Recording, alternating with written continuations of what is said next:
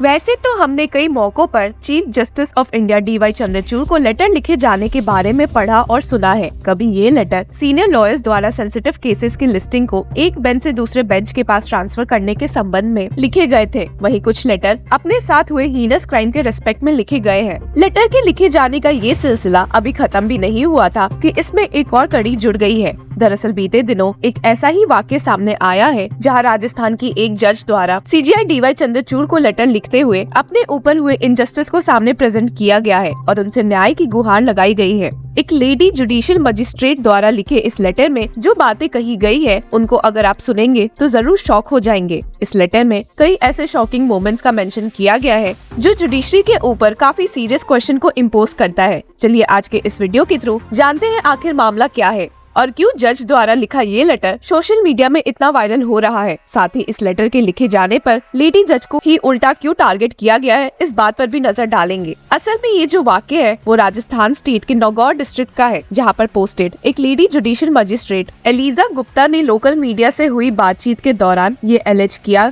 कि 16 सितंबर 2023 को ACJIM के रूप में नौगौर डिस्ट्रिक्ट में पोस्टिंग के दौरान उन्हें एडवोकेट पीर मोहम्मद और अर्जुन राम कला द्वारा धमकाया गया था। लेडी मजिस्ट्रेट के ऊपर अब्यूजिव लैंग्वेज का यूज भी उन दोनों द्वारा किया गया था, जिसके बाद इस पे फौरन एक्शन लेते हुए लेडी मजिस्ट्रेट ने पुलिस को बुला लिया था। और जैसे ही मौके पर पुलिस आई वैसे ही लेडी मजिस्ट्रेट द्वारा मौके पर मौजूद नौगौर कोतवाली के SHO को ओरली कंप्लेंट करते हुए इस पे एक्शन लेने के इंस्ट्रक्शन दिए गए। हालांकि नौगौर डिस्ट्रिक्ट के SHO ने इस ओरल कंप्लेंट पर किसी भी तरह की कोई कार्रवाई नहीं की, जिसके बाद फिर लेडी मजिस्ट्रेट ने रिटन कंप्लेंट्स फाइल की। उसके बावजूद भी SHO ने उन दोनों के ऊपर कोई भी एक्शन नहीं लिया। पुलिस के इस तरह के खराब रवैये से परेशान होने के बाद लेडी मजिस्ट्रेट द्वारा डिस्ट्रिक्ट जज से पूरी बात शेयर की गई, पर वहाँ भी उन्हें कुछ खास मदद नहीं मिली। डिस्ट्रिक्ट मजिस्ट्रेट ने भी विक्टिम का साथ देने से इनकार कर दिया। इस मामले में मदद न मिलने की नाकामी के बाद लेडी ने फौरन कोर्ट में डिस्टर्बेंस को लेकर उन दोनों के खिलाफ कंटेम्प्ट ऑफ कोर्ट प्रोसीडिंग कर दी थी। जैसे ही ये फैसला दिया गया, ठीक उसके अगले दिन लेडी मजिस्ट्रेट को रातों रात ट्रांसफर करवा दिया गया।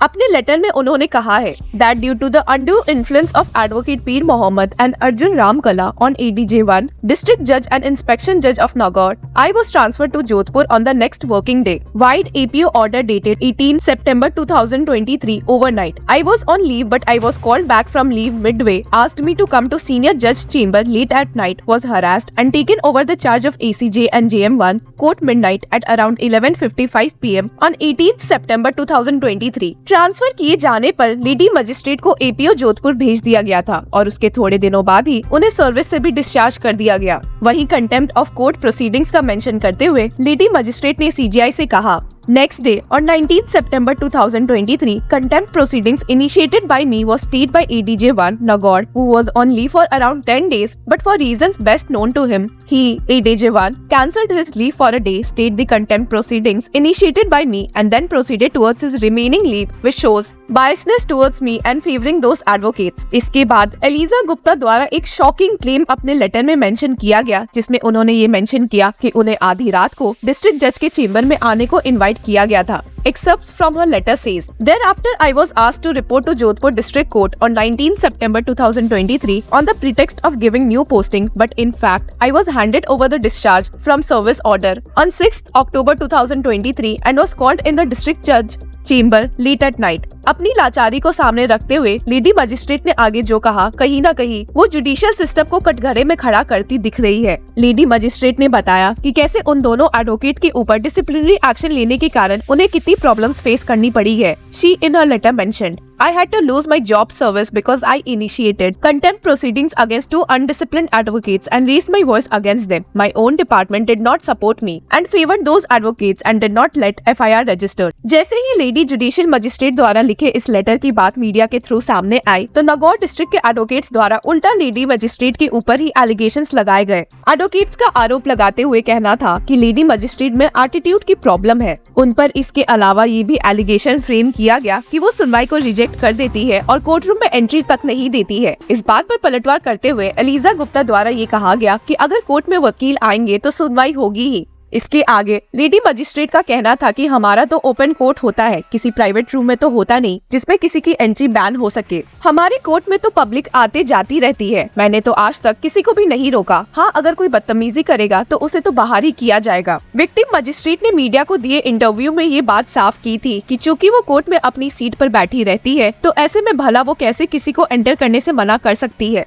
एडवोकेट वहाँ मौजूद नहीं होते, उनकी फाइल वहाँ लिस्टेड होती है जिनके नाम को वो खुद अनाउंस करवाती है ताकि एडवोकेट्स खुद आके केस को प्रोसीड कर सके। लेडी मजिस्ट्रेट ने एडवोकेट्स द्वारा केसेस को खारिज करने के मुद्दे पर पलटवार करते हुए कहा कि केसेस को रिजेक्ट करने में उनका कोई पर्सनल इंटरेस्ट नहीं है। अगर वो ऐसा करती भी है तो वो ना उनके फायदे की बात होती है ना ही कोर्ट के लिए, तो भला वो ऐसा काम क्यों करती जिनसे उनका नुकसान हो। वहीं एडवोकेट्स को घेरते हुए विक्टिम मजिस्ट्रेट का कहना था कि अगर एडवोकेट्स उनके केसेस को रिजेक्ट करने से इतने ही परेशान थे तो भला उन्होंने प्रॉपर प्रोसीजर से रिस्टोरेशन की अपील क्यों नहीं की। एडवोकेट्स अपने बचाव में कुछ भी कह सकते हैं। हालांकि मीडिया ने लेडी मजिस्ट्रेट से बार एसोसिएशन के ऑफिशियल पर सेडेशन केस के चार्जेस के बेस के बारे में पूछा तो जवाब निकल के जो सामने आया वो आपको काफी ही शॉकिंग लगेगा। She said, "Yes, I had filed a case of treason against Advocate Peer Mohammed. While abusing me, he also abused my appointing authority, the Governor of Rajasthan, and called him a madman. In this case, it constituted treason. I had to take cognizance of the treason case only after abusing the Governor."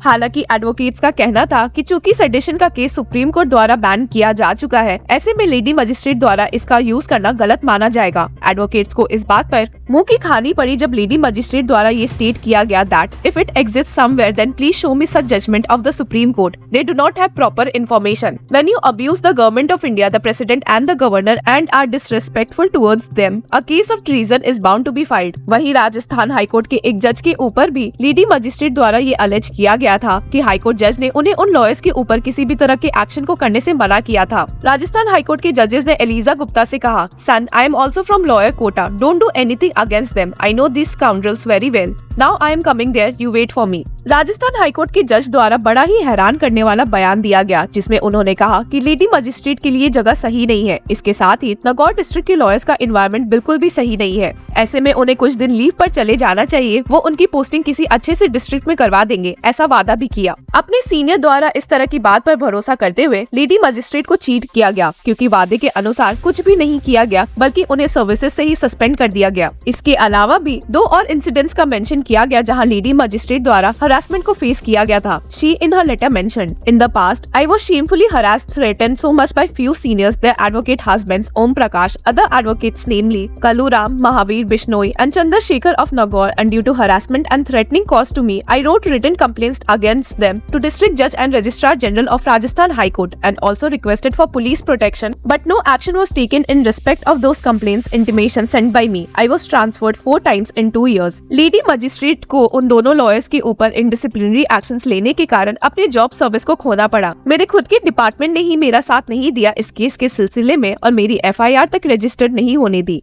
हालांकि आपको ये भी बता दे कि lady magistrate द्वारा अपने कार्यकाल में सबसे ज्यादा केसेस को डिस्पोज किया गया था। CGI से इनजस्टिस के बदले जस्टिस सर्व करने की गुहार लगाते हुए लेडी मजिस्ट्रेट का कहना था कि वो सारे प्रूफ भी इस मामले में पेश कर सकती है। She in her letter mentioned, "As a result of those complaints filed by me and raising voice against the injustice, I was discharged from my service without any notice, inquiry, without giving me any opportunity of being heard. If required, I am ready to produce documentary evidence with photographs of each word written in the said letter. My case's disposal rate was highest in the state of Rajasthan. Still, I was discharged from service because I initiated contempt proceeding against indisciplined advocates who were unduly favored." ये तो थी story Elijah Gupta की जहां CGI से उन्होंने मदद की appeal की है। ऐसे में अब CGI DY चंद्रचूड़ इस पे क्या कुछ एक्शन लेंगे वो तो आने वाले टाइम पर ही पता चलेगा। आपकी इस बारे में क्या राय है? Do let us know in our comment section. Until then keep following Law chakra.